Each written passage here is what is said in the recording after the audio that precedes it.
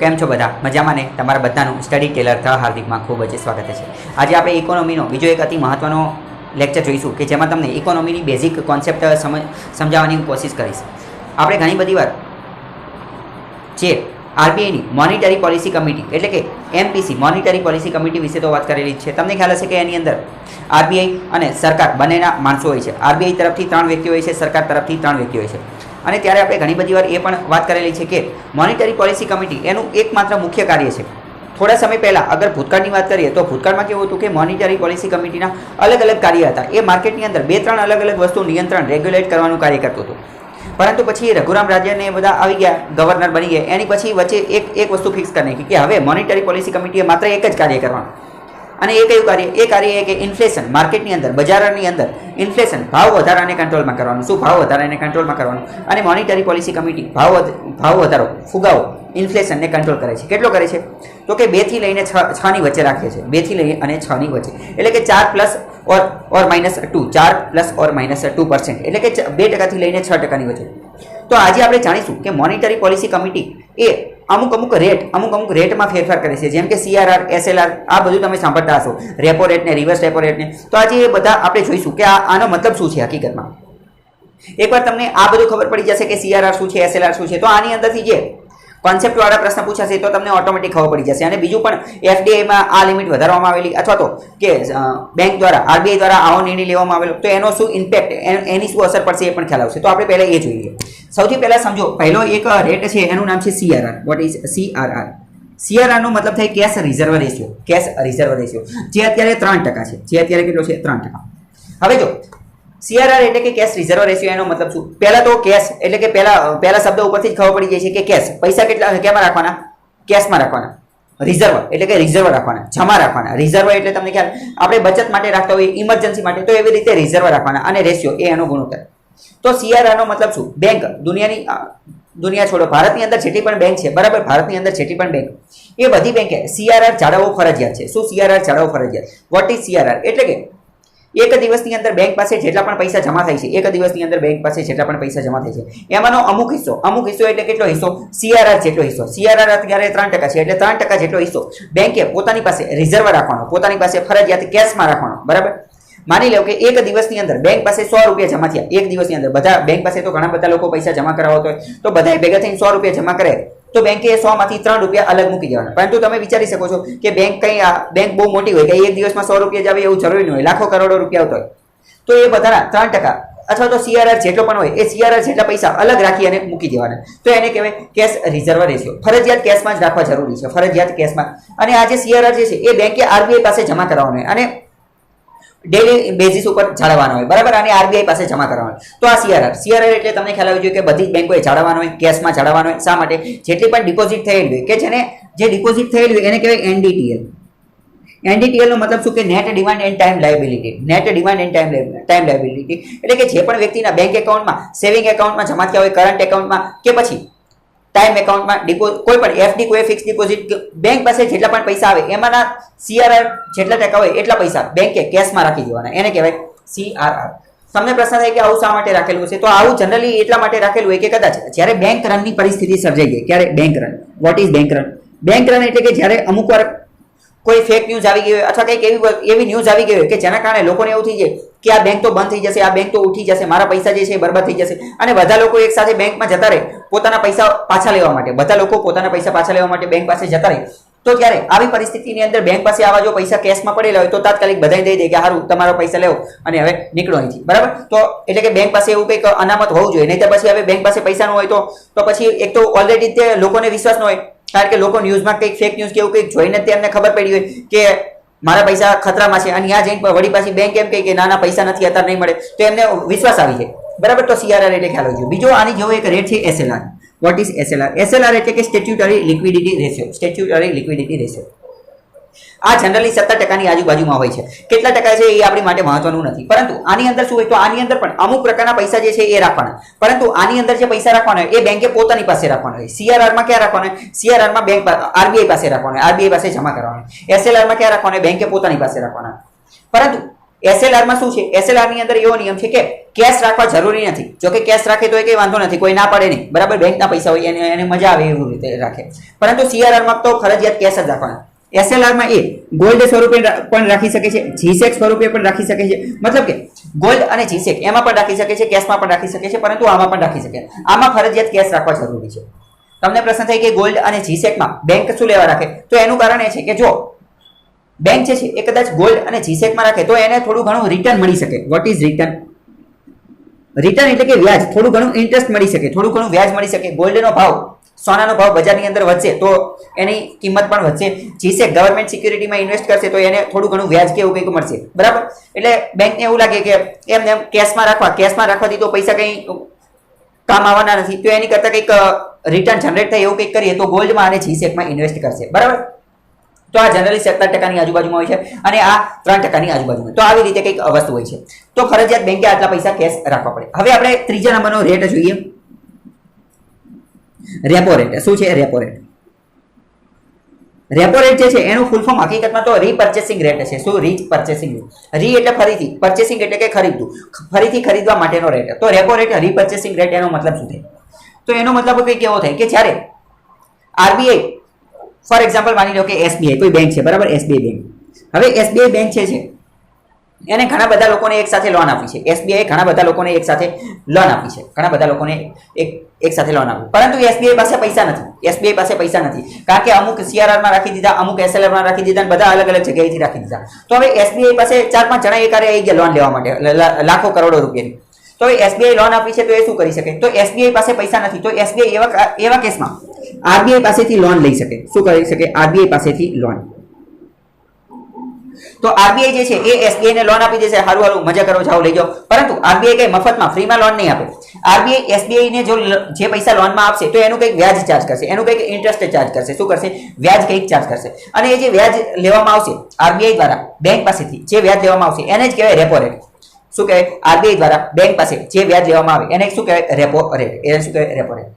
હવે બીજો પ્રશ્ન એ છે, તો RBI આ SBI ને પૈસા આપશે તો RBI પાસે પૈસા ક્યાંથી આવતા હશે? કારણ કે હવે માની લો કે SBI ને HDFC ને ICICI ને દેના બેંક ને બેંક ઓફ બરોડા ઘણી બધી દુનિયાની બેંકો છે, એ બધી બેંકો એક સાથે RBI પાસે પૈસા ઉધાર લેવા માટે જતી રહી, તો RBI પાસે પૈસા ક્યાંથી આવતા હશે?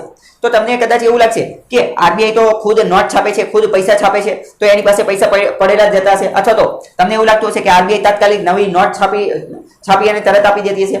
તો પહેલા તો બીજો જવાબ તો બિલકુલ ખોટો છે કે RBI તાત્કાલિક નોટ છાપી અને પછી પૈસા આપે એવું ન હોય, બરાબર. અને બીજું, RBI પાસે જે છે એ નોટ ખુદ છાપે છે એટલે એની પાસે પૈસા હોય એવું જરૂરી નથી. પરંતુ RBI પાસે પૈસા ક્યાંથી આવે એ હવે આપણે સમજીએ. મેં તમને પહેલા જ કીધું કે CRR જે 3% જે છે, CRR 3%. CRR માં શું હોય કે બેંકોએ પૈસા RBI પાસે જમા કરાવવાનો હોય, તો બધી બેંકોએ RBI પાસે પૈસા જમા કરાવેલા, તો એ પૈસા તો RBI પાસે પડેલા જોઈએ. એટલે એ પૈસામાંથી RBI જે છે આ રેપો રેટ સ્વરૂપે અલગ અલગ બેંક આવે લોન લેવા માટે, તો કે જાઓ લઈ જાઓ, એવી રીતે લોન આપી દે. તો રેપો રેટ એટલે શું? બેંક જ્યારે RBI પાસે લોન લેવા જાય અને RBI એને જે વ્યાજ દરે લોન આપી એને કહેવાય રેપો રેટ. આની જેવો બીજો રેટ છે રિવર્સ રેપો રેટ. શું છે? Reverse repo rate. Reverse repo રેટનો મતલબ શું થાય? તો રિવર્સ રેપો રેટનો મતલબ એવો થાય કે માની લો કે SBI છે, SBI પાસે કદાચ મંદીનો માહોલ છે, એવું માની લઈએ કે માર્કેટની અંદર મંદીનો માહોલ છે, કોઈ લોન લેવા જ આવતું નથી, કોઈ લોન લેવા આવતું જ નથી. જેમ કે અત્યારે કોવિડ છે, બરાબર, લોકો ડિમાન્ડ જ કરતા નથી, કઈ વસ્તુ કોઈ ખરીદતું જ નથી, કોઈ ડિમાન્ડ જ કરતા નથી, તો કોઈ ઉદ્યોગવાળા લોન લેવા આવતા નથી, બિઝનેસમેન લોન લેવા આવતા નથી. તો પછી SBI કોઈ બેંકને એવું લાગે કે મારા પૈસા તો એમને પડેલા ધૂળ ખાય છે અથવા તો એમને કાટ ખાય છે, તો આ પૈસાનું મારે કંઈક કરવું જોઈએ, ક્યાંક ઇન્વેસ્ટ કરવા જોઈએ. તો બેંક શું કરે? બેંક એમ કે અહીંયા ને રાખવા, એની કરતા લઈને હું RBI પાસે જમા કરી દઉં. તો જ્યારે બેંક જે છે એ પોતાના બાકી રહેલા પૈસા અથવા વધેલા પૈસા જે છે એ RBI પાસે જમા કરાવે. જ્યારે બેંક RBI પાસે જમા કરાવે, બેંક RBI પાસે જમા કરાવે, ત્યારે RBI એમ કે હારું હાલો તમે અમારા પાસે પૈસા મૂકી દો તો થોડુંક વ્યાજ લઈ જાઓ, તો થોડુંક વ્યાજ આપે. ત્યારે RBI જે છે એ SBI ને વ્યાજ આપે છે, RBI એ બેંકને વ્યાજ આપે છે. એને શું કહે? Reverse repo rate. શું કહે? Reverse repo rate. પરંતુ અહીંયા તમારે એક મહત્વની વસ્તુ યાદ રાખવાની છે, કે બેંક જે છે એ RBI ને લોન આપતી નથી. બેંક જે છે એ RBI ને લોન નથી આપતી, પરંતુ બેંક પાસે વધારાના પૈસા છે, બેંક પાસેથી કોઈ લોન લેવા આવતું નથી, અથવા તો એની પાસે વધારાના પૈસા પડી રહેલા છે, એને ક્યાંયથી રિટર્ન જનરેટ થતું નથી, એટલે એ પોતાના પૈસા જે છે એ RBI પાસે જમા કરાવે છે અથવા તો RBI પાસે પાર્ક કરે છે, લોન આપતી નથી. RBI બેંકોની બેંક છે, એને કઈ લોન લેવાની જરૂર ન પડે, બરાબર. તો RBI ને લોન આપતી નથી, પરંતુ એસબીઆઈ અથવા તો અન્ય બેંક આરબીઆઈ પાસે પોતાના વધારાના પૈસા સરપ્લસ મની, જેને ઇંગ્લિશમાં કહેવાય સરપ્લસ મની, એ અહીંયા પાર્ક કરે છે, અહીંયા જમા કરાવે છે. તો આરબીઆઈ એમ કે હારું હાલો મોજ કરો, થોડુંક વ્યાજ લઈ જાઓ, તો એને શું કહેવાય? એને કહેવાય રિવર્સ રેપો રેટ. બરાબર. તો આરબીઆઈ જે વ્યાજ આપે એ. બરાબર. તો આ બંને વસ્તુ તમને ખબર હોય છે. હવે જો જનરલી અહીંયા તમે એક વસ્તુ સમજો કે રેપો રેટ અને રિવર્સ રેપો રેટ આ બંનેમાં ઓછું કોણ હશે? બંનેની અંદર ઓછું હશે reverse repo rate. Reverse repo rate ઓછો હશે. કેમ? કારણ કે જ્યારે બેંક જે છે એ આરબીઆઈ પાસે પૈસા લેવા જશે, પૈસા ઉધાર લેવા પાસે, જ્યારે બેંક આરબીઆઈ પાસે પૈસા લેવા માટે જશે તો આરબીઆઈ વધારે ઇન્ટરેસ્ટ રેટ, વધારે વ્યાજ ચાર્જ કરશે. પરંતુ બેંક જ્યારે આરબીઆઈ પાસે પૈસા જમા કરાવવા જશે, તો આરબીઆઈ ઓછું વ્યાજ આપશે. કેમ ઓછું વ્યાજ આપશે? આરબીઆઈ તો ચોખ્ખું જ કે અમે ક્યાં કીધું કે તમે અમારા પાસે પૈસા જમા કરાવો. બેંકને એવું લાગે છે કે મારે કોઈ લોન લેવા આવતું નથી, એટલે મારે આરબીઆઈ પાસે પૈસા જમા કરાવવા જવું છે. આરબીઆઈ તો કહેતી નથી કે તમે અમારી પાસે આવીને પૈસા જમા કરાવો. એટલે આરબીઆઈ જે છે એ ઓછું વ્યાજ આપશે. પરંતુ જ્યારે આરબીઆઈ લોન આપશે તો વધારે વ્યાજ ચાર્જ કરશે. એટલે એવું સમજી શકો કે રેપો રેટ જે છે એ વધુ હોય અને રિવર્સ રેપો રેટ જે છે એ ઓછો હોય. બરાબર. તો આટલો કોન્સેપ્ટ તમને ખ્યાલ આવી ગયો હશે. હવે અમુક કોન્સેપ્ટ વાળા પ્રશ્ન પૂછે એ આપણે સમજીએ કે કોન્સેપ્ટ વાળા પ્રશ્ન. પરંતુ એની પહેલા આપણે એક બીજો મહત્વનો મુદ્દો સમજીએ. 5મા નંબરનો એક OMO. OMO એટલે શું? OMO નો મતલબ છે ઓપન માર્કેટ ઓપરેશન. શું થાય? Open market operation. કે જેના અંતર્ગત શું કરવામાં આવે? જેના અંતર્ગત RBI, reserve bank of India બે પ્રકારના કાર્ય કરી શકે. શું? કાં તો ગવર્મેન્ટ સિક્યુરિટી વેચે અને કાં તો ગવર્મેન્ટ સિક્યુરિટી ખરીદે. શું કરે? ગવર્મેન્ટ સિક્યુરિટી વેચવાનું કાર્ય કરે અથવા તો ગવર્મેન્ટ સિક્યુરિટી ખરીદવાનું કાર્ય કરે. હવે માની લો કે આરબીઆઈ જે છે એ જીસેક વેચવાનું કાર્ય કરે. જો આરબીઆઈ ગવર્મેન્ટ સિક્યુરિટી વેચે તો ગવર્મેન્ટ સિક્યુરિટી શું છે? એક પ્રકારનું કાગળ છે કે જે સરકાર દ્વારા સરકારનું જે રાજપત્ર હોય એના દ્વારા એની ઉપર લખેલું એક પ્રકારનું કાગળ જ છે એવું સમજો. હકીકતમાં તો બધી વસ્તુ કાગળ જ છે, નોટે એક કાગળ જ છે. બરાબર. 2000 ની બધું કાગળ જ છે. બરાબર. તો એવી રીતે એવું જ એક કાગળ છે જીસેક ગવર્મેન્ટ સિક્યુરિટી. પરંતુ એ ભારતના રાજપત્ર, ભારતનું સરકારનું લોન્ચ કરવામાં આવેલું હોય રાજપત્ર, એની અંદર લખેલું હોય તો ગવર્મેન્ટ સિક્યુરિટી. તો જો આરબીઆઈ જીસેક ગવર્મેન્ટ સિક્યુરિટી વેચે તો શું થશે? જીસેક જે છે એ લેવાવાળા જે કોઈ પણ વ્યક્તિ ખરીદશે એના હાથમાં ગવર્મેન્ટ સિક્યુરિટી આવશે. તો જે ખરીદવા વાળો વ્યક્તિ જે છે એ આરબીઆઈ ને શું આપશે? એ આરબીઆઈ ને પૈસા આપશે. તો આરબીઆઈ ગવર્મેન્ટ સિક્યુરિટી વેચશે, આરબીઆઈ પાસે શું આવશે? પૈસા આવશે. આરબીઆઈ પાસે પૈસા આવશે. તો એના કારણે શું થશે? માર્કેટની અંદર પૈસા ઘટી જશે. માર્કેટની અંદર પૈસા શું થશે? માર્કેટમાં પૈસા ઘટશે. જો આ વસ્તુ તમારે સમજવાની છે. આરબીઆઈ જો ગવર્મેન્ટ સિક્યુરિટી વેચશે, તો ગવર્મેન્ટ સિક્યુરિટીનું કાગળ જે છે એ જે ખરીદવા વાળો જે છે અથવા તો માર્કેટની અંદર આવી જશે. માર્કેટની અંદર ગવર્મેન્ટ સિક્યુરિટી વધી જશે અને પૈસા જે છે એ ઘટશે. કેમ? કારણ કે જે ખરીદવા વાળા લોકો જે છે એ પૈસાથી તો ખરીદશે.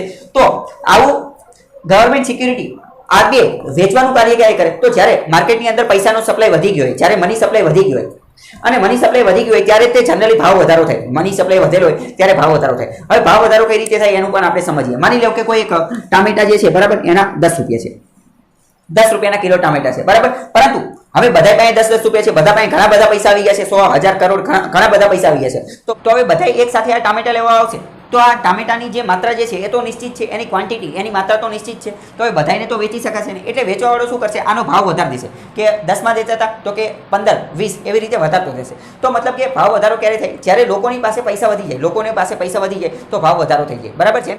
તો આવી રીતે ભાવ વધારો થઈ શકે છે. તો ભાવ વધારો એટલે શું? ભાવ વધારો ક્યારે થાય? જ્યારે લોકોની પાસે પૈસા વધી જાય ત્યારે ભાવ વધારો થઈ જાય છે. અને ભાવમાં ઘટાડો પણ થઈ શકે. ભાવમાં ઘટાડો ક્યારે થઈ શકે? જ્યારે લોકો પાસે પૈસા ન હોય ત્યારે. તો હવે જો જ્યારે માર્કેટમાં પૈસા વધી જશે એટલે લોકો પાસે પૈસા વધી જશે અને એના કારણે ભાવ વધારો થયો છે. તો આરબીઆઈ શું કરશે? આરબીઆઈ ગવર્મેન્ટ સિક્યુરિટી વેચશે. ગવર્મેન્ટ સિક્યુરિટી કઈ રીતે વેચશે? ઓપન માર્કેટ ઓપરેશન કરીને. તો ગવર્મેન્ટ સિક્યુરિટી વેચશે એટલે માર્કેટમાંથી પૈસા ઘટી જશે.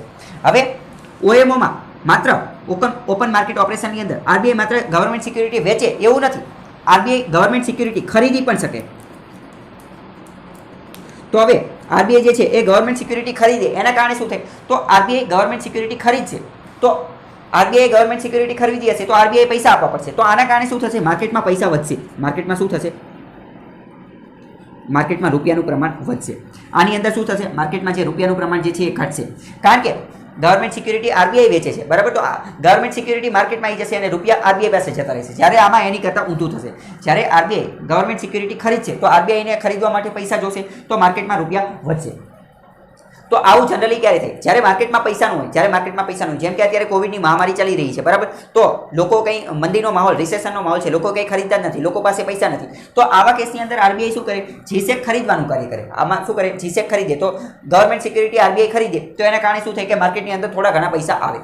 તો આ આખો કોન્સેપ્ટ તમને ખબર જો આ એક ગ્રાફિકની મદદથી તમે બધું જ પિક્ચર એટલે કે ચિત્ર સ્વરૂપે બધું જ સરળતાથી સમજી શકશો. આ સેન્ટ્રલ બેંક છે, આ સેન્ટ્રલ બેંક છે, અહીંયા આરબીઆઈનો લોગો છે બરાબર, અને આ બેંક છે, આ બેંક છે બરાબર, આ બેંક છે અને આ આરબીઆઈ છે. તો હવે આ ગવર્મેન્ટ સિક્યુરિટી જે છે, આ બેંકવાળા લોકો ગવર્મેન્ટ સિક્યુરિટી આરબીઆઈને આપે છે. બેંકવાળા શું કરે છે? આ બેંકવાળા ગવર્મેન્ટ સિક્યુરિટી આરબીઆઈને આપે છે, અથવા તો બેંકવાળા આરબીઆઈને ગવર્મેન્ટ સિક્યુરિટી વેચે છે. એવું કહી શકાય કે બેંકવાળા આરબીઆઈને ગવર્મેન્ટ સિક્યુરિટી વેચે છે, અથવા તો એવું કહી શકાય કે આરબીઆઈ જે છે એ બેંક પાસેથી ગવર્મેન્ટ સિક્યુરિટી ખરીદે છે. જો આ તીર ઉપરથી આપણને ખબર પડી જાય કે ગવર્મેન્ટ સિક્યુરિટી બેંક પાસેથી જઈ અને ક્યાં આરબીઆઈ પાસે જતી રહી છે. તો જ્યારે બેંકવાળા આરબીઆઈને ગવર્મેન્ટ સિક્યુરિટી વેચશે તો આરબીઆઈ પૈસા આપવા પડશે. તો પૈસા જે છે આ બાજુ આવશે. પૈસા કોની પાસે આવશે? બેંક પાસે આવશે. અને જેવા બેંકમાં પૈસા આવશે તો બેંક બીજા બધાને લોન આપશે ને એવું બધું કરશે. તો બેંક પાસે આવેલા પૈસા ધીમે ધીમે પબ્લિક સુધી પહોંચી જશે. શું થશે? પબ્લિક સુધી. એટલે એના કારણે હાઈ મની સપ્લાય, પૈસા જે છે એનું પ્રમાણ વધી જશે, અને પૈસાનું પ્રમાણ વધી જશે એના કારણે લો ઇન્ટરેસ્ટ રેટ, વ્યાજનો દર પણ ઓછો જોવા મળશે. વ્યાજનો દર પણ ઓછો જોવા મળશે. આ પરિસ્થિતિ ક્યારે થશે? આ પરિસ્થિતિ ત્યારે થશે જ્યારે બેંક પોતાની ગવર્મેન્ટ સિક્યુરિટી આરબીઆઈને વેચશે, અથવા તો જ્યારે આરબીઆઈ બેંક પાસેથી ગવર્મેન્ટ સિક્યુરિટી ખરીદવાનું કાર્ય કરશે. એનો બિલકુલ વિરુદ્ધ કેસ અહીંયા થશે. જો આ પ્રકારનો કેસ ક્યારે થશે? તો કે કંટ્રોલ રિસેશન. રિસેશન એટલે કે મંદીના માહોલને કંટ્રોલ કરવા માટે. મંદીનો માહોલ હશે ત્યારે માર્કેટમાં પૈસા નહીં હોય તો માર્કેટમાં પૈસા વધી જશે. મંદીનો માહોલ હશે ત્યારે ઓછા વ્યાજદરની પણ જરૂર હશે. તો એવું બધું થઈ જશે આના કારણે. બીજો કેસમાં શું થઈ શકે? તો બીજા કેસની અંદર સેન્ટ્રલ બેંક એટલે કે આરબીઆઈ જે છે એ ગવર્મેન્ટ સિક્યુરિટી વેચવાનું કાર્ય કરે. તો હવે માની લો કે આરબીઆઈ ગવર્મેન્ટ સિક્યુરિટી વેચે બેંકને. આ RBI central bank government security વેચે છે બેંકને. તો એ વેચશે તો બેંક જે છે એને પૈસા આપવા પડશે આરબીઆઈને. તો એના કારણે બેંક પાસેના પૈસા ક્યાં જતા રહેશે? આરબીઆઈ પાસે. અને બેંક પાસેના પૈસા હશે એ હકીકતમાં પબ્લિકના જ પૈસા હશે. તો એના કારણે શું થશે? માર્કેટની અંદરથી પૈસાનું પ્રમાણ ઓછું થઈ જશે, લો મની સપ્લાય થઈ જશે. કેમ? કારણ કે બધા પૈસા તો આરબીઆઈ પાસે જતા રહેશે, અને માર્કેટમાં શું આવી જશે? અથવા તો બેંકમાં શું આવી જશે? બેંકમાં આવી જશે ગવર્મેન્ટ સિક્યુરિટી, અને પૈસા બધા જતા રહેશે આરબીઆઈ પાસે. તો એના કારણે લો મની સપ્લાય થશે, અને લો મની સપ્લાય હશે એટલે વ્યાજના દરમાં વધારો થશે. આવું ક્યારે કરવામાં આવે? આવું કંટ્રોલ ઇન્ફ્લેશન, ભાવ વધારાને ફુગાવાને કંટ્રોલમાં કરવા માટે. બરાબર. આ ગ્રાફિકને તમે 2-3 વાર જોઈ લો, અથવા તો એકવાર પોઝ કરી અને શાંતિથી જોઈ લો, એટલે તમારો કોન્સેપ્ટ એકદમ ક્લિયર થઈ જાય. તો જો પરીક્ષામાં જનરલી કેવા પ્રશ્ન પૂછાતો હોય એ આપણે થોડું સમજવાની કોશિશ કરીએ. પ્રશ્ન પહેલા તો એવો પૂછે કે જો ભાવ વધારો છે એટલે કે ઇન્ફ્લેશન છે, તો ભાવ વધારાને કંટ્રોલ કરવા માટે ભાવ વધારાને કંટ્રોલ કરવાનું કાર્ય કોણ કરે છે? મેં તમને પહેલા જ કહી દીધું કે એ કાર્ય કરે છે એમપીસી, મોનેટરી પોલિસી કમિટી, જે આરબીઆઈના ગવર્નર દ્વારા હેડ કરવામાં આવે છે. તો એમપીસી ભાવ વધારાને કંટ્રોલ કરવા માટે આમાંથી શું કરી શકશે? શું સીઆરઆરમાં વધારો કરશે કે ઘટાડો કરશે? એસએલઆરમાં વધારો કરશે કે ઘટાડો કરશે? આરઆરમાં વધારો કરશે કે ઘટાડો કરશે? રેપો રેટમાં વધારો કરશે કે ઘટાડો કરશે? એવો પ્રશ્ન પૂછાય. તો આપણે શું કઈ રીતે એને ડીલ કરી શકીએ એ સમજીએ. પહેલા તો જો ભાવ વધારો ક્યારે થયો છે? ભાવ વધારો થયો એનો મતલબ શું? કે લોકો પાસે પૈસા વધી ગયા છે, લોકો પાસે પૈસાનું પ્રમાણ વધી ગયું છે, અથવા તો માર્કેટમાં પૈસાનું પ્રમાણ વધી ગયું છે, માર્કેટમાં બજારમાં પૈસાનું પ્રમાણ વધી ગયું છે. તો એને સમતોલ કરવું પડશે. માર્કેટમાં જે પૈસાનું પ્રમાણ વધી ગયું છે એ ઓછા કરવા પડશે. માર્કેટમાંથી પૈસા પાછા ખેંચી લેવા પડશે. બરાબર. માર્કેટમાંથી પૈસા શું કરવા પડશે? પાછા ખેંચી લેવા પડશે. મતલબ કે બજારમાં, માર્કેટની અંદર લિક્વિડિટી, પૈસાની લિક્વિડિટી વધી ગઈ છે એ ઓછી કરવી પડશે. તો ઓછી કઈ રીતે થઈ શકે એ જોઈએ. જો સીઆરઆરમાં વધારો કરી દેવામાં આવે, તો માર્કેટમાંથી પૈસા ઓછા થઈ શકે? તો કે હા થઈ શકે. કેમ? કારણ કે 3% છે, 3%. તો માની લો કે બેંક પાસે 100 રૂપિયાની લોન આવેલી છે, તો પહેલા 3 રૂપિયા બેંકે આરબીઆઈ પાસે જમા કરાવવા દેતા હતા. હવે માની લો કે 3% થી વધારીને 30% કરી નાખો, તો પહેલા 100 માંથી 3 રૂપિયા તે એસબીઆઈ અથવા તો જે તે બેંક જે છે એ આરબીઆઈ પાસે જમા કરાવવા દેતા હતા. હવે 100 માંથી માની લો કે 3 નો 30% કરી નાખો, તો હવે 30 રૂપિયા જમા કરાવવા દેશે. મતલબ કે માર્કેટમાંથી ઓટોમેટિક પૈસા ઓછા થઈ જશે, અને આ જે વધારાના પૈસા ક્યાં? આરબીઆઈ પાસે જતા રહેશે. મતલબ કે સીઆરઆરમાં વધારો કરીએ તો ભાવ વધારાને કંટ્રોલ કરી શકાય. બીજું જોઈએ એસએલઆર નો કેસ જોઈએ. તો શું એસએલઆરમાં વધારો કરીએ તો ભાવ વધારાને કંટ્રોલ કરી શકાય? તો એ જોઈએ. તો હા, એસએલઆરમાં વધારો કરીએ તો પણ ભાવ વધારાને કંટ્રોલ કરી શકાય. કઈ રીતે? માની લો કે તો હવે કદાચ કોઈ બેંક જે છે, બેંક પાસે 100 રૂપિયા ડિપોઝિટ આવેલા છે, બધા લોકોએ ભેગા થઈ અને બેંકને 100 રૂપિયા ડિપોઝિટ આપેલી છે. તો એસએલઆરમાં મેં તમને શું કીધું હતું કે એસએલઆર પણ એ એવો ભાગ છે કે જેણે બેંક જે છે એણે અમુક ટકા પૈસા પોતાની પાસે રાખવાના, પરંતુ એ કેશમાં રાખવા જરૂરી નથી. ગોલ્ડ અથવા જીસેકમાં પણ રાખી શકે, પરંતુ એ રાખવા ફરજિયાત છે. બરાબર. તો માની લો કે 100 રૂપિયા છે, અને પહેલા માની લો કે 17%ની આજુબાજુ હતો, તો પહેલા 100 માંથી 17 રૂપિયા બેંકે પોતાની પાસે રાખવા પડતા હતા. એ કોઈને લોનમાં નહોતું આપી શકતું. અને માની લો કે હવે 100 ના આ એસએલઆર વધારીને 50% કરી નાખો, તો 100 માંથી હવે 50 રૂપિયા એને રિઝર્વ રાખી દેવાના. 50 રૂપિયાની લોન કોઈને આપી ન શકે. મતલબ કે માર્કેટની અંદર પૈસાનું પ્રમાણ ઘટશે, મની સપ્લાય ઘટશે. તો સીઆરઆરમાં વધારો કરી શકે, એસએલઆરમાં વધારો કરી શકે. હવે રેપો રેટનો કેસ જોઈએ. જો રેપો રેટમાં વધારો કરે તો શું થાય? તો હવે જો રેપો રેટમાં વધારો કરશે, રેપો રેટમાં વધારો કરશે, રેપો રેટનો મતલબ શું કે જ્યારે બેંક આરબીઆઈ પાસે લોન લેવા જશે અને આરબીઆઈ જે વ્યાજ દરે લોન આપશે એ, તો જો રેપો રેટમાં વધારો કરશે, રેપો રેટમાં વધારે, તો બેંક જે છે આરબીઆઈ પાસે લોન લેવાની છે, કારણ કે અથવા તો પહેલા જેટલી લેતી હશે એની કરતાં ઓછી લેશે. રેપો રેટનો મતલબ શું? રેપો રેટનો મતલબ જ એ કે બેંક આરબીઆઈ પાસે લોન લેવા જાય તો માની લો કે પહેલા 5%ના દરે, 5%ના દરે આરબીઆઈ જે છે એ એસબીઆઈને લોન આપી હતી, કેટલા? 5%ના દરે. પરંતુ હવે 5%થી વધારી અને 10% કરી નાખ્યું, તો હવે એસબીઆઈ અથવા બેંક વિચારશે કે 5% લેતા હતા ત્યારે સારું હતું, હવે તો વધી ગયા છે તો હવે લોન લેવી નથી. મતલબ કે મની સપ્લાય, પૈસાનું પ્રમાણ જે છે એ ઘટશે. તો હા, રેપો રેટમાં પણ વધારો કરી શકે, રેપો રેટમાં પણ વધારો કરી શકે. હવે જો રિવર્સ રેપો રેટનું સમજવું, રિવર્સ રેપો રેટમાં વધારો કરીએ તો શું થાય? અહીંયા આ મહત્વનો પોઈન્ટ છે, આ તમે સમજવાની. ઘણા બધા લોકોને એ કન્ફ્યુઝ થતું હશે. રિવર્સ રેપો રેટમાં વધારો કરીએ તો શું થાય? તો રિવર્સ રેપો રેટમાં જો વધારો કરીશું તો પણ ભાવ વધારાને કંટ્રોલ કરી શકાશે, ઇન્ફ્લેશનને કંટ્રોલ કરી શકાશે. કઈ રીતે? કારણ કે જો રિવર્સ રેપો રેટમાં વધારો કરવામાં આવશે, રિવર્સ રેપો રેટમાં વધારો કરવામાં આવશે તો બેંક શું વિચારશે? એસબીઆઈ જે છે એ બેંક એવું વિચારશે કે મારે કસ્ટમરને પૈસા આપવા છે, કસ્ટમરને જો કોઈ લોન સ્વરૂપે પૈસા આપશે તો એમાં ઘણી બધી રિસ્ક રહેલી છે. એ વ્યક્તિ જે છે એ બેંકને પૈસા જમા કરાવે, ન કરાવે, ગીરવે રાખેલું હોય તો ઘણી બધી સમસ્યા રહેલી છે. તો જો રિવર્સ રેપો રેટમાં વધારો કરવામાં આવશે, રિવર્સ રેપો રેટમાં, તો બેંક ડાયરેક્ટ જ એવું વિચારશે કે રિવર્સ રેપો રેટમાં જ વધારો કરેલો છે તો હું કસ્ટમરને પૈસા આપું, વ્યાજે લોને આપું, એની કરતાં હું ડાયરેક્ટ તે આરબીઆઈને તે લોનમાં આપી દઉં. એટલે બેંક શું વિચારશે? બેંક ડાયરેક્ટ એવું વિચારશે કે મારે આરબીઆઈને તે પૈસા આપી દેવા છે, કારણ કે રિઝર્વ રેપો રેટમાં જ વધારો કરેલો છે. અને રિઝર્વ રેપો રેટ એટલે મેં તમને પહેલા જ કીધું હતું કે રિઝર્વ રેપો રેટનો મતલબ શું કે બેંક જે છે, બેંક એ પોતાના વધારાના પૈસા, સરપ્લસ મની આરબીઆઈ પાસે જ્યારે જમા કરાવે, પાર્ક કરે, ત્યારે આરબીઆઈ એને થોડુંક વ્યાજ આપી દે તો એને કહેવાય રિઝર્વ રેપો રેટ. તો એ વધારો કરે, એમાં વધારો કરે તો પણ શું થશે? બેંક બધી આ પૈસા જમા કરાવી દેશે, તો આના કારણે પણ ઇન્ફ્લેશનને કંટ્રોલ કરી શકાશે. બરાબર? તો ચારે ચાર વસ્તુ મોસ્ટ આઈમ્પી અથવા તો યાદ રાખવું હોય તો એવી રીતે યાદ રાખી લો કે જો માર્કેટમાં ભાવ વધારાને કંટ્રોલ કરવું હોય તો આ ચારેયમાં વધારો કરી દેવાનો. સીઆરઆરમાં વધારો કરી દેવાનો, એસએલઆરમાં વધારો કરી દેવાનો, રેપો રેટમાં વધારો કરી દેવાનો અને રિવર્સ રેપો રેટમાં બધામાં વધારો કરી દેવાનો. ઘણા બધા લોકોને પ્રથમ 3 પોઈન્ટ સમજાઈ જતા હોય છે, પરંતુ ચોથો પોઈન્ટ સમજાતો નથી હોતો. તો મેં એ તમને સમજાવી દીધો. કેમ? કારણ કે તો બેંક એવું વિચારશે કે હું કસ્ટમરને પૈસા આપું લોને, એની કરતાં તો હું આરબીઆઈ પાસે તે પૈસા જમા કરાવી દઉં, કારણ કે ત્યાં પણ મને વ્યાજ મળી જશે અને ત્યાં રિસ્ક પણ રહેશે નહીં, એટલું બધું રિસ્ક પણ રહેશે નહીં. તો હવે જો પરીક્ષામાં આ જે મેં તમને સમજાવ્યું એની અંદરથી તે વિધાનવાળા વાક્ય પૂછાતા હોય, અમુક રીતે ગૂંચવી અને પૂછી લે. જેમ કે એવો પૂછાય છે કે માર્કેટમાં ભાવ વધારો છે, માર્કેટમાં ભાવ વધારો છે તો આરબીઆઈ શું કરશે અથવા શું કરી શકશે? ઇટ કેન ડુ, એટલે કે હવે એ તો ગમે એ કરી શકે. તો આમાં વિધાનવાળા આપી દે કે સીઆરઆરમાં ઘટાડો કરશે. તો હવે ભાવ વધારો હોય તો સીઆરઆરમાં ઘટાડો કરે તો એ વાત તો ખોટી, અત્યારે તે આપણે સાબિત કર્યું. હવે માની લો કે સીઆરઆરમાં ઘટાડો કરશે તો માર્કેટની અંદર પૈસાનું પ્રમાણ વધી જશે, મની સપ્લાય વધી જશે. કઈ રીતે વધી જશે? માની લો કે અત્યારે 3% છે તો અત્યારે બેંકે 3% પૈસા કેશમાં રાખી લેવા પડે છે, પોતાની પાસે મર્યાદિત રિઝર્વ રાખવા પડશે, એ કોઈને લોન ન આપી શકે. તો 3%થી ઘટાડી અને 2% કરી નાખે તો પહેલા ₹3 રાખી મૂકવા પડતા હતા, હવે ₹2 રાખી મૂકવા પડશે. તો એની કરતાં તો શું થઈ છે? માર્કેટમાં મની સપ્લાય વધી જશે. તો સીઆરઆરમાં એ ઘટાડો ન કરી શકાય, કારણ કે ઘટાડો કરશે તો મની સપ્લાય વધશે. બરાબર? તો એ બધી જ વસ્તુ તમે આમાં પણ એ રીતે વિચારી શકો છો. આ કોન્સેપ્ટ તમારા મગજની અંદર ક્લિયર હોવો જોઈએ. હવે અત્યારે હાલમાં આરબીઆઈના કયા કયા રેટ છે એ બધા તમે અહીંયા જોઈ શકો છો કે રેપો રેટ કેટલો છે, રિવર્સ રેપો રેટ કેટલો છે, સીઆરઆર કેટલો છે, એસએલઆર કેટલો છે, એ બધા તમે અહીંયા જોઈ શકો છો. બરાબર?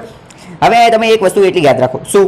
તો કે જ્યારે પણ આરબીઆઈ દ્વારા અથવા મોનેટરી પોલિસી કમિટી દ્વારા માર્કેટમાંથી પૈસાનું પ્રમાણ ઓછું કરવું હશે, માર્કેટમાંથી પૈસાનું પ્રમાણ ઘટાડવું હશે. બરાબર? માર્કેટમાં પૈસાનું પ્રમાણ ઘટાડવું હશે એટલે કે ભાવ વધારાને કંટ્રોલ કરવો હશે, ભાવ વધારાને કંટ્રોલ કરવો છે. તો એ શું કરશે? એ આ બધામાં વધારો કરી નાખશે. રેપો રેટમાં વધારો કરી શકે, રિવર્સ રેપો રેટમાં વધારો કરી શકે, બેંક રેટમાં, સીઆરઆરમાં અને એસએલઆરમાં બધાની અંદર વધારો કરી શકે. બરાબર? હવે જો એટલું તમે યાદ રાખી લો કે જ્યારે ભાવ વધારાને કંટ્રોલ કરવો હશે તો ભાવ વધારાને કંટ્રોલ કરવા માટે શું કરવું પડે? માર્કેટમાંથી પૈસાનું પ્રમાણ ઘટાડવું પડે. તો માર્કેટમાંથી પૈસાનું પ્રમાણ ઘટાડવા માટે એ આ બધામાં વધારો કરી શકે. Repo rate, reverse repo rate, CRR અને એસએલઆર. બરાબર? જો અત્યારે મેં તમને સમજાવી દીધેલું છે, પરંતુ જો તમને ન સમજે તો ખાલી અત્યાર માટે એટલું યાદ રાખી લો, એટલો રટ્ટો મારી લો કે ભાવ વધારાને કંટ્રોલ કરવો હશે તો માર્કેટમાંથી પૈસાનું પ્રમાણ ઘટાડવું હશે અને માર્કેટમાંથી પૈસાનું પ્રમાણ ઘટાડવું હોય તો CRR, SLR, repo rate, reverse repo rate બધામાં વધારો કરવો પડે. અને જો ભાવ વધારાને માર્કેટમાં પૈસાનું પ્રમાણ ઘટાડવું હોય તો આ કરવાનું. તો જો માર્કેટમાં પૈસાનું પ્રમાણ વધારવું હોય તો આ CRR, SLR, repo rate, reverse repo rate એ બધામાં ઘટાડો કરવાનો. બરાબર? આ એકબીજાની વિરોધી વાઇસે વર્સા છે. તો એ તમે યાદ રહે, કોન્સેપ્ટ તમને સમજાણો હોય તો ઠીક છે. બાકી પ્રશ્ન જેવી રીતે આવે એવી રીતે તમારે વિચારી અને લખવાનું. બાકી અત્યારે મેં કીધું એવી રીતે તમે રટ્ટો મારી શકો છો કે જો ભાવ વધારો અને એને કંટ્રોલ કરવું હોય તો કઈ રીતે કરી શકો. હવે જો અહીંયા આજે રેપો રેટ અને રિવર્સ રેપો રેટ જે છે આ બંને રેટ જે છે એ 14 દિવસ માટે હોય છે. એટલે કે જ્યારે રેપો રેટમાં આપણે શું સમજેલા હતા કે જ્યારે બેંક આરબીઆઈ પાસેથી લોન લે, બેંક આરબીઆઈ પાસેથી લોન લે અને આરબીઆઈ બેંક પાસે જે વ્યાજ ચાર્જ કરે એને રેપો રેટ કહેવાય. અને રિવર્સ રેપો રેટ એટલે કે રિવર્સ રેપો રેટ એટલે કે કોઈ પણ બેંક પોતાના વધારાના પૈસા સરપ્લસ મની જ્યારે આરબીઆઈ પાસે પાર્ક કરે, આરબીઆઈ પાસે જમા કરાવે અને આરબીઆઈ જે વ્યાજ આપે એને કહેવાય રિવર્સ રેપો રેટ. તો આ બંને જે છે એ 14 દિવસ સુધીના હોય છે, એટલે કે ટૂંકા ગાળા માટેની લોન છે. આ બંને જે છે એ વ્યાજ દર કોની માટેના છે? ટૂંકા ગાળા માટેના. ટૂંકો ગાળો એટલે કેટલો ગાળો? તો કે 14 દિવસ સુધીના. બરાબર. બીજા બે અતિ મહત્વના કોન્સેપ્ટ સમજી લઈએ કે એમએસએફ નો મતલબ શું થાય. એમએસએફ નો મતલબ થાય માર્જિનલ સ્ટેન્ડિંગ ફેસિલિટી. એમએસએફ નો મતલબ શું થાય? Marginal standing facility. આના અંતર્ગત શું હોય કે હવે માની લો કે બેંક જે છે, બેંકને તાત્કાલિક પૈસાની જરૂર પડી ગઈ છે. કોઈ બેંક જે છે એને તાત્કાલિક પૈસાની જરૂર પડી ગઈ છે, 24 કલાક માટે તાત્કાલિકની પૈસા જરૂર પડી. તો ઓવરનાઇટ એટલે કે એક રાત માટે તે પૈસા જોતા હોય, તાત્કાલિક ઓવરનાઇટ 24 કલાક માટે બેંકને પૈસા જોતા હોય અને બેંક પાસે ગીરવી રાખવા માટે કંઈ નથી. તો બેંક શું કરે? બેંક અમુક કેસની અંદર આ જે એસએલઆર ની અંદર જે ગોલ્ડ અથવા જીસેક જે સિક્યુરિટી જે છે, ગવર્મેન્ટ સિક્યુરિટી, એસએલઆર ની અંદર જે ગોલ્ડ અથવા ગવર્મેન્ટ સિક્યુરિટી જે છે, તો આ એસએલઆર ના કોટાની, એસએલઆર માં રાખેલી ગવર્મેન્ટ સિક્યુરિટી આરબીઆઈ પાસે જમા કરાવે. કોઈ પણ બેંક શું કરે? એસએલઆર માં રહેલી ગવર્મેન્ટ સિક્યુરિટી આરબીઆઈ પાસે જમા કરાવે અને તાત્કાલિક થોડા સમય માટે લોન લે, થોડા સમય માટે પૈસા લે, તો ત્યારે એને શું કહેવાય? Marginal standing facility. Marginal standing ફેસિલિટીનો મતલબ શું? માર્જિનલ સ્ટેન્ડિંગ ફેસિલિટીનો મતલબ જ એ કે આ જે ગવર્મેન્ટ સિક્યુરિટી, એસએલઆર ના કોટાની ગવર્મેન્ટ સિક્યુરિટી ગીરવે રાખે આરબીઆઈ પાસે અને જે લોન લે એને કહેવાય માર્જિનલ સ્ટેન્ડિંગ ફેસિલિટી. તો આ તમને ખબર છે. બીજો એક વર્ડ સમજીએ કે કોલ મની. કોલ મનીનો મતલબ શું થાય? તો કોલ મનીનો મતલબ શું થાય? તો કે જ્યારે બે બેંક જો હવે આમાં આરબીઆઈ નો કોઈ રોલ નથી, બે અલગ અલગ બેંક છે. માની લો કે એસબીઆઈ અને દેના બેંક અથવા એસબીઆઈ અને બીઓબી અથવા તો એક્સિસ બેંક અને એચડીએફસી બેંક, આવી જે અંદરો અંદર બેંક છે એ બેંક વાળા અંદરો અંદર જ કંઈક સમજી લે. એક બેંકને માની લો કે એસબીઆઈને પૈસાની જરૂર છે, તાત્કાલિક કોઈ વ્યક્તિ 50 લાખ રૂપિયા ઉપાડવાયો અને એસબીઆઈ કે મારા પાસે અત્યારે કેશ નથી, તો એસબીઆઈ શું કરે કે કોઈ બીજી બેંક પાસેથી આજુબાજુ લાગતા વળગતા હોય તો એની પાસેથી કંઈક અરેન્જમેન્ટ કરે, કંઈક ગોઠવણ કરે. તો એસબીઆઈ એની બાજુમાં બીજી બેંક હોય એચડીએફસી કે, તો એને ફોન કરે બ્રાન્ચ મેનેજરને કે લેવન જોવો તો કે તમારા પાસે પૈસા છે. અને એ બંને વચ્ચે જો પરસ્પર આપસમાં સુલેહ થઈ જાય તો એ બેંક વચ્ચેનો જે વ્યવહાર થાય તો એ પણ કંઈક ચાર્જ તો કરશે તે, તો એને કહેવાય કોલ મની. શું કહે? એને કહેવાય કોલ મની. તો કોલ મની એટલે શું કહે? બે અલગ અલગ બેંકની વચ્ચે જે વ્યવહાર થતો હોય તો એને કહેવાય કોલ મની. હવે આની જેવો તે એક બીજો શબ્દ છે બેંક રેટ. તો આપણે સમજીએ કે બેંક રેટ શું છે. તો બેંક રેટ અંતર્ગત શું હોય? બેંક રેટ અંતર્ગત પણ બેંક જે છે એ આરબીઆઈ પાસેથી લોન લે. બેંક રેટ અંતર્ગત પણ બેંક જે છે આરબીઆઈ પાસેથી લોન લે, પરંતુ આ જે લોન લે એ લાંબા ગાળાની હોય. આ શું હોય? લાંબા ગાળાની. રેપો રેટમાં શું હતું? રેપો રેટની અંદર એવું હતું કે જેની અંતર્ગત પણ બેંક જે છે આરબીઆઈ પાસેથી લોન લે, પરંતુ એ ટૂંકા ગાળાની એટલે કે 14 દિવસની. અને આ બેંક રેટમાં શું હોય કે બેંક કોઈ પણ માની લો કે એસબીઆઈ, દેના બેંક, કોઈ પણ બેંક એ આરબીઆઈ પાસેથી લોન લે, પરંતુ આ લોન લાંબા ગાળાની હોય. લાંબા ગાળાની એટલે કે 14 દિવસ કરતાં વધારની હોય. 14 દિવસ કરતાં વધારની હોય તો એ લાંબા ગાળાની હોય, તો એને કહેવાય બેંક રેટ. હવે અહીંયા બીજો પણ એક કોન્સેપ્ટ સમજવાનો છે. એ શું કે જ્યારે અહીંયા મેં તમને કીધેલું હતું કે રેપો રેટ અને રિવર્સ રેપો રેટ. તો રેપો રેટની અંદર જ્યારે બેંક આરબીઆઈ પાસેથી લોન લેવા જાય, માની લો કે એસબીઆઈને પૈસાની જરૂર પડી અને એ આરબીઆઈ પાસે જાય કે મારે લોન જોઈ છે, તો આરબીઆઈ અથવા તો બેંક જે આરબીઆઈ જે છે એ બેંકને તાત્કાલિક એમને એમ લોન ન આપી દે. બેંકે પણ ત્યાં કંઈક વસ્તુ કોલેટરલ રાખવી પડે, કંઈક વસ્તુ ગીરવે રાખવી પડે. જેવી રીતે આપણે બેંક પાસે લોન લેવા જાવી અને આપણને એમ કહે કે કંઈક ગીરવે રાખો, સોનું રાખો કે મોબાઈલ રાખો કે બાઇક રાખો કે ગાડી રાખો કે ઘર રાખો, આપણી પાસે કંઈક ગીરવે રખાવે. તો એ જ રીતે બેંક જ્યારે આરબીઆઈ પાસે લોન લેવા જાય તો આરબીઆઈ પણ એની પાસે કંઈક ગીરવે રખાવે. તો બેંક ત્યારે એની પાસે શું ગીરવે રાખે? તો જ્યારે બેંક રેપો રેટના આધારે લોન લેવા જાય, રેપો રેટના આધારે લોન લેવા જાય, તો બેંક જે છે એ ગવર્મેન્ટ સિક્યુરિટી ગીરવે રાખે. શું કરે? ગવર્મેન્ટ સિક્યુરિટીની આ ગીરવે રાખે. અને મેં તમને કીધું હતું કે રેપો રેટનો મતલબ શું? રેપો રેટનો મતલબ હતો કે રીપર્ચેસિંગ રેટ. એટલે ત્યારે બેંક જે છે એ આરબીઆઈ પાસે વસ્તુ ગીરવે રાખે અને પાછી આરબીઆઈને એવી બાંહેધરી પણ આપે કે રીપર્ચેસિંગ એટલે કે આરબીઆઈ એને એવું પણ કહે કે થોડા દિવસ પછી હું આના પૈસા જે છે એ પાછા લઈ લઈશ, આના પૈસા પાછા લઈ લઈશ. રીપર્ચેસ એટલે કે આ ગવર્મેન્ટ સિક્યુરિટી જે છે હું પાછી પરચેસ કરી લઈશ. ફરીથી સમજો. રેપો રેટની અંદર શું હતું કે બેંક પાસે શું હશે? બેંક ગવર્મેન્ટ સિક્યુરિટી લઈ અને જશે આરબીઆઈ પાસે, એટલે કે ગવર્મેન્ટ સિક્યુરિટી આરબીઆઈને વેચી દેશે, આરબીઆઈ એને પૈસા આપશે. પરંતુ જ્યારે બેંક એટલે કે એસબીઆઈ આરબીઆઈને ગવર્મેન્ટ સિક્યુરિટી આપશે ત્યારે સાથે સાથે એવું પણ કહેશે, શું કહેશે? એવું પણ કહેશે કે થોડા સમય પછી આ જ ગવર્મેન્ટ સિક્યુરિટી હું પાછી પણ ખરીદી લઈશ. એટલે કે રીપર્ચેસિંગની ગેરંટી પણ આપશે. અને અથવા તો એ બધું છોડો, રીપર્ચેસિંગની ગેરંટી આપશે પહેલી વસ્તુ એ. અથવા તો એટલું યાદ રાખો કે એમને એમ નહીં જાય, કોલેટરલ કંઈક વસ્તુ ગીરવે રાખવી પડશે. શું વસ્તુ ગીરવે રાખશે? એ ગીરવે રાખશે ગવર્મેન્ટ સિક્યુરિટી ગીરવે રાખશે. પરંતુ બેંક રેટ શું છે? તો બેંક રેટમાં માની લો કે કોઈ પણ બેંકને પૈસાની જરૂર છે, તો બેંક લોન લેવા માટે છે, બેંક લોન લેવા માટે આરબીઆઈ પાસે જાય, પરંતુ બેંક પાસે કંઈ વસ્તુ ગીરવે રાખવા જેવી જ નથી, ગવર્મેન્ટ સિક્યુરિટી છે નહીં. અને એસએલઆરના કોટામાં રાખે તો આપણે વાત કરેલી કે એમએસએફ માર્જિનલ સ્ટેન્ડિંગ ફેસિલિટી. જો એસએલઆરના કોટાની ગવર્મેન્ટ સિક્યુરિટી લઈ અને લોન લે તો એને કહેવાય માર્જિનલ સ્ટેન્ડિંગ ફેસિલિટી.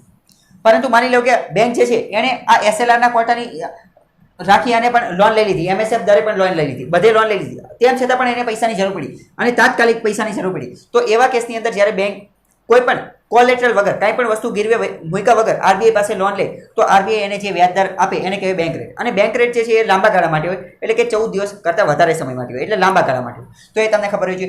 જો અહીંયા એ પણ યાદ રાખજો કે રેપો રેટ અને રિવર્સ રેપો રેટ અંતર્ગત જ્યારે લોન લેવામાં આવશે, આરબીઆઈ લોન લેશે અથવા આરબીઆઈ પોતાના વધારાના પૈસા રિઝર્વ બેંકમાં જમા કરાવશે, બંને કેસની અંદર ગવર્મેન્ટ સિક્યુરિટીની પણ આપ લે થશે. ગવર્મેન્ટ સિક્યુરિટી પણ એક રીતે જો તમને ખ્યાલ હશે કે પહેલાના સમયમાં બાર્ટર સિસ્ટમ થતી હતી, તો હકીકતમાં અત્યારે પણ કંઈક એવું જ છે. આરબીઆઈ બેંકને પૈસા આપે, બેંક આરબીઆઈને પૈસા આપે, પરંતુ બેંક અને આરબીઆઈ વચ્ચે જ્યારે આ પ્રકારનો વ્યવહાર થાય તો પૈસાની સરખામણી કોની સાથે થાય? પૈસાની બાર્ટર સિસ્ટમ કોની સાથે થાય? ગવર્મેન્ટ સિક્યુરિટી સાથે, ગવર્મેન્ટ સિક્યુરિટી, બરાબર.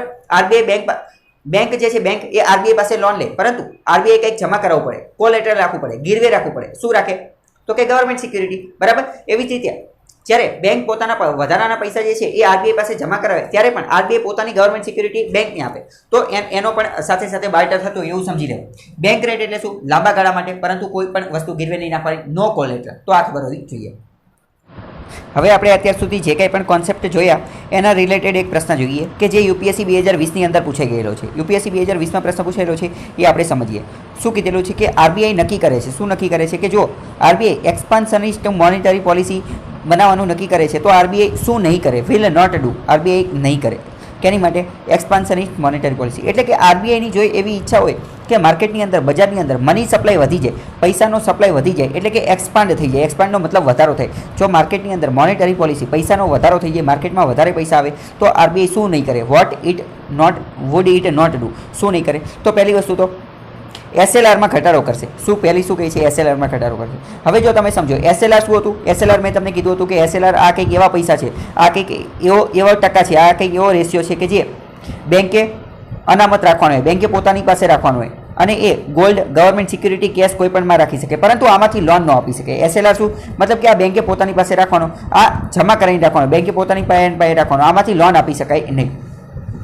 તો હવે જો એની અંદર ઘટાડો કરવામાં આવશે, તો માર્કેટમાં પૈસા વધશે, તો શું થશે? માર્કેટમાં પૈસા વધશે, એટલે પહેલી વસ્તુ કરશે નહીં, બરાબર. પહેલી વસ્તુ, કારણ કે એસએલઆરમાં તો કટ કરી શકાય નહીં. જો એસએલઆરમાં કટ કરશે તો શું થશે? એસએલઆર જો કટ કરે, એસએલઆરમાં કટ, તો માર્કેટની અંદર પૈસા વધશે. શું થશે? માર્કેટની અંદર પૈસા વધશે.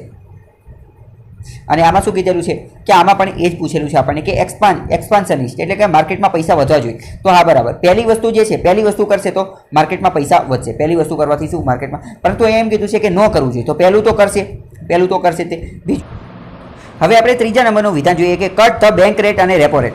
જો બેંક રેટ અને રેપો રેટમાં કટ કરવામાં આવે, બેંક રેટ અને રેપો રેટ ઘટાડવામાં આવે તો શું થાય?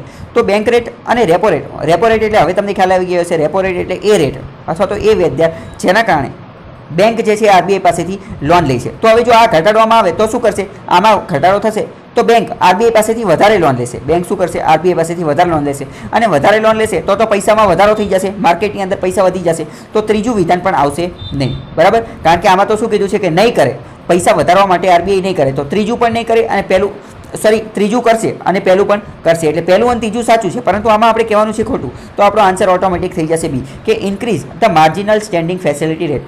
એમએસએફનો રેટ જે છે એ વધારશે નહીં, પરંતુ ઘટાડશે, બરાબર. નીચે ઓપ્શન પણ આપેલા છે, તો આ તમને ખ્યાલ હોવો જોઈએ. બાકી હવે અહીંયા એમએસએફ એટલે શું? એટલે મેં કોન્સેપ્ટ મેં તમને અત્યારે જ સમજાવી દીધો છે. એમએસએફ એટલે માર્જિનલ સ્ટેન્ડિંગ ફેસિલિટી.